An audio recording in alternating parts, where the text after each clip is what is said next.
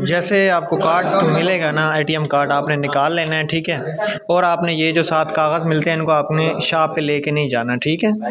आपने ये वाला जो एटीएम कार्ड है ना, जैसे आपको मिलेगा आपने ये ले जाना है। अब इसकी पेमेंट बीओपी की डिवाइस से, अल-फलाह की डिवाइस से कैसे निकालेंगे वो मैं आपको तरीका बताता हूँ। आपने वीडियो पूरी देख लेनी है, ठीक है।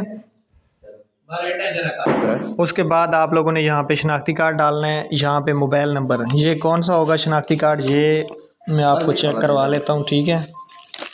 ये लिखा हुआ होता है, ठीक है। ये शनाख्ती कार्ड और मोबाइल नंबर यहाँ पे लिखा हुआ होता है, ये आपने लगाना है। अब यहाँ पे आपने शनाख्ती कार्ड लगाना है, यहाँ पे मोबाइल नंबर, यहाँ पे आपने निगहबान को सिलेक्ट कर लेना है, ठीक है।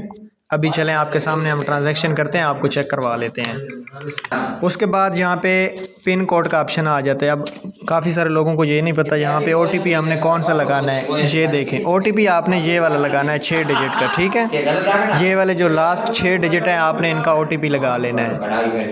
2 ये और 4 वो लगाने हैं, ठीक है। मतलब जैसे इसका है 028992 है इसका आ रहा है, ठीक है। ये देख लें आप। उसके बाद अब फिंगर का ऑप्शन दिखाई दे रही है, अब फिंगर हम लगाते हैं। ये ट्रांजैक्शन सक्सेसफुली हो गई है। जैसे ये हो जाए, टिक लग जाए, तो आपने दुकानदार से पूरे 10,000 रुपये लेने हैं, ठीक है। अल्लाह हाफिज़।